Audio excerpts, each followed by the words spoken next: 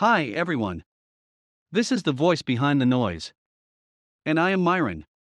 Imran Khan received a vote of no confidence from the Pakistani parliament, losing his position as prime minister.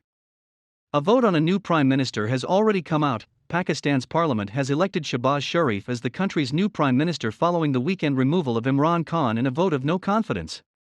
During such critical period of time when Europe is currently occupied with Ukraine crisis, political crisis in Pakistan has also captured the attention of people around the world. Increasingly more people around the world are realizing the real cause of such crisis, the US probably. However, they currently don't have any way of dealing with it. However, such crisis could have its own consequences, as is expected by the US government. Many see it as a chance of deteriorating relations with countries around it. In other words, many expect a change of relations with China, which has recently had lots of conflict of interests with the US government. However, today we would mainly talk about something else, instead of the political crisis in the country, although it is at least related to Pakistan. And after this video, you might be able to have a clue of where such crisis is leading the China-Pakistan relations. Today, we will focus on Huawei's operation in Pakistan. Is the political crisis affecting its business there? If not, will Huawei's further cooperation with the country still have benefit both for the country and the company? To find out the answers to those questions, let's continue watching this video together. Mian Mohammed Shehbaz Sharif has been elected as Prime Minister, said Acting Speaker Sardar Ayaz Siddique. In his first address as Prime Minister in the National Assembly, Sharif announced an increase in salaries, pensions, and the minimum wage for laborers. Sharif discussed the foreign policy failures of the outgoing government and said he will expedite the multi-billion-dollar China-Pakistan Economic Corridor project and rebuild broken ties with partners and allies. The Prime Minister did not miss the opportunity to deal with the allegations leveled by Khan that the United States conspired with his opponents to topple his government. Sharif ordered an in-camera briefing of the Parliamentary Committee on National Security.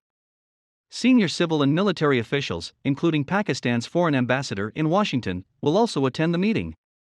I will step down and if there is an iota of evidence, he said. We have prepared the background information for you, so that you can all have an idea of what has happened in the country. But what is worth paying attention to is that the newly elected Prime Minister has more than once addressed the US in his speech. Why should a foreign country get into the internal affairs of Pakistan? And the government of the country should attach so much attention?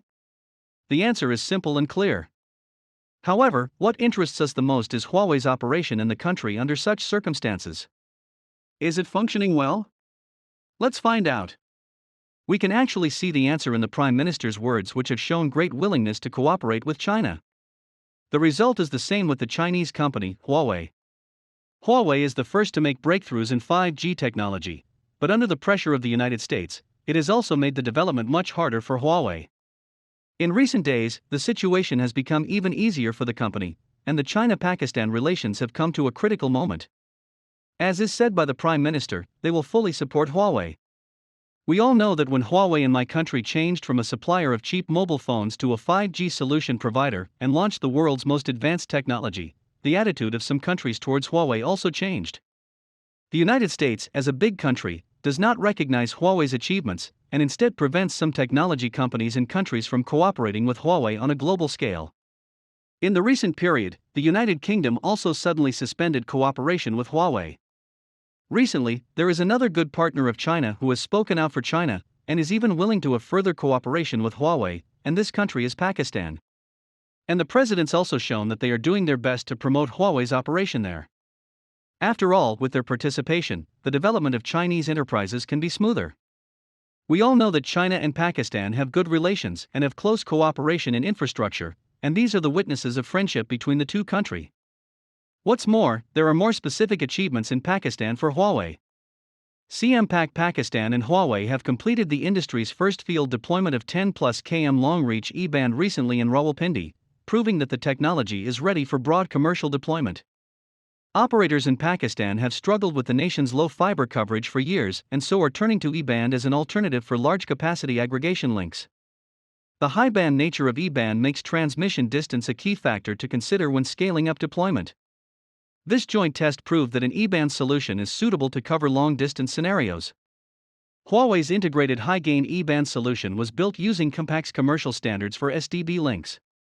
It managed to transmit data at 10 gigabits per second air capacity across 10.4 kilometers, 50% higher than the industry average. As of today, the link has remained stable for 2 months. It not only boasts the highest gain the industry has ever seen, but can also counter some of the most common challenges facing link capabilities: multipath fading, bad weather, and swaying poles. This performance is proof that the long-reach E-band is ready for large-scale deployment. This long-reach E-band project can increase Compact's network deployment scope by 23%, making it a solid alternative to fiber. Long-reach E-band can deliver E-band applications beyond the normal urban to suburban areas to areas where fiber deployment is difficult. It can also facilitate large-capacity backhaul for future 5G base stations. Mohammad Jawad Zafar Lodhi, Compact's DD manager, said, "We have been picking up speed building our networks.